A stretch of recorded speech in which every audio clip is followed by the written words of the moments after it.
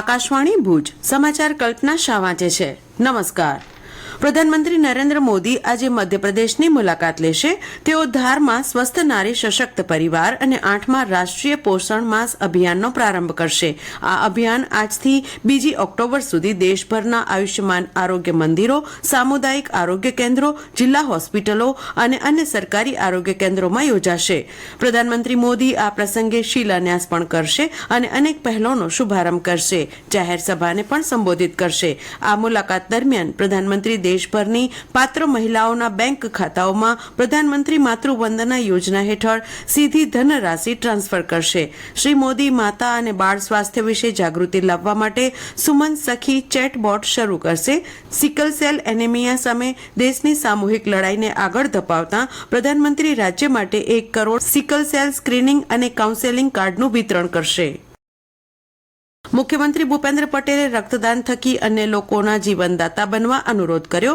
દેશ અને દેશવાસીઓ માટે પ્રધાનમંત્રી નરેન્દ્ર મોદીના સેવા અને સમર્પણના ભાવને ઉજાગર કરવાના હેતુથી આજથી સેવા પખવાડિયાની ઉજવણી કરાશે. તેમણે વધુમાં જણાવ્યું હતું કે કેન્દ્ર સરકારે બનાવેલી યોજનાઓના કેન્દ્રમાં હંમેશા આર્થિક રીતે નબળા લોકો, વંચિત અને છેવાડાનો માનવી રહ્યો છે.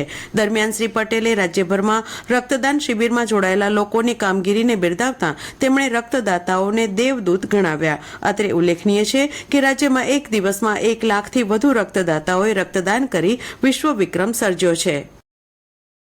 રાજ્યમાં આજથી સ્વસ્થ નારી સશક્ત પરિવાર અભિયાનનો પ્રારંભ થશે.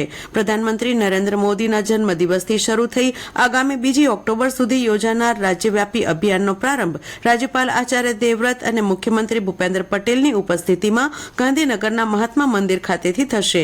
પ્રવક્તા મંત્રી ઋષિકેશ પટેલે આ અંગે માહિતી આપતા કહ્યું, અભિયાન અંતર્ગત રાજ્યમાં અંદાજે કુલ 1,41,000થી વધુ આરોગ્ય શિબિર યોજાશે. તેમાં 10,849 વિશેષ શિબિર અને 1,30,000થી વધુ તપાસ શિબિર દ્વારા લોકોને નિઃશુલ્ક આરોગ્ય સેવાનો લાભ અપાશે.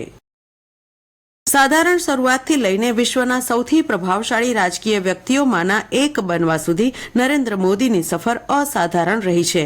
ભારતના પ્રધાનમંત્રી તરીકે તેમના નેતૃત્વએ પ્રશંસા અને જિજ્ઞાસા જગાવી છે. પ્રધાનમંત્રી નરેન્દ્ર મોદી વિશે પ્રખ્યાત વ્યક્તિઓએ પોતાના વિચાર રજૂ કર્યા. જાણીતા ભજન ગાયક અનુપ જલોટાએ કહ્યું કે પીએમ મોદીએ ભારતને વિશ્વમાં એક માનનીય સ્થાન આપ્યું છે. मोदी जी ने इस देश को जो सम्मान दिलाया है, जो शक्ति दी है, वो अभी तक किसी भी प्रधानमंत्री द्वारा नहीं प्राप्त हुई. વરિષ્ઠ પત્રકાર શેખર ગુપ્તાએ કહ્યું, પ્રધાનમંત્રી મોદીનો પ્રભાર એ હકીકતથી પ્રેરિત છે કે તેઓ એક સ્વનિર્મિત રાજકારણી છે. इस पीढ़ी में मोदी जी सेल्फ मेड नेताओं में से एक हैं, तो वो एक यूनिक फिनोमिनन है भारतीय पॉलिटिक्स.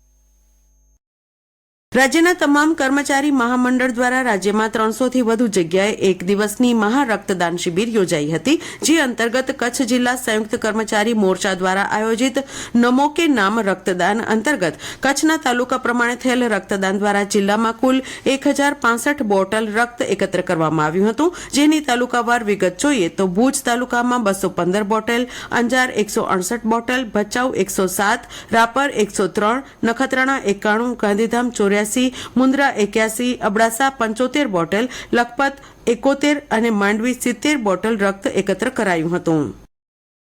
ભચાઉ તાલુકાના સામખિયાળી ખાતે માતાના મઢ જતા શ્રદ્ધાળુઓ માટે સુરક્ષા સેતુ સોસાયટી અંતર્ગત પૂર્વ કચ્છ જિલ્લા પોલીસે પદયાત્રી સેવા કેમ્પ શરૂ કર્યો છે. કેમ્પમાં યાત્રાળુઓ માટે વિવિધ સુવિધાઓ ઉપલબ્ધ કરાવવામાં આવી છે. મેડિકલ સ્ટાફ સાથે દવાઓની સુવિધા પણ ઉપલબ્ધ છે.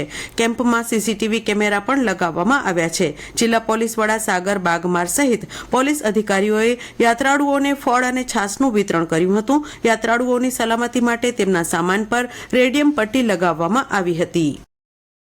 કચ્છને ખાસ કિસ્સામાં ધોરણ 1 થી 5માં ફાળવાયેલા 2,500 પૈકી મળેલા 1,012 શિક્ષકની વિશેષ ભરતી પ્રક્રિયા માટે શહેરની લાલન કોલેજ ખાતે ગઈકાલે હાથ ધરાયેલી પ્રક્રિયા દરમિયાન પ્રથમ દિને 550 ઉમેદવારને બોલાવાયા હતા. જેમાં 528 ઉમેદવાર હાજર રહ્યા હતા. જેમના દસ્તાવેજોની ચકાસણી અને સ્થળ પસંદગી પ્રક્રિયા હાથ ધરાઈ હતી. જેમાંથી એક ઉમેદવારે કોઈ સ્થળ પસંદ ન કરતા એક જગ્યા ખાલી રહી હતી. અને આ સાથે આ સમાચાર બુલેટિન પૂરું થયું. નમસ્કાર.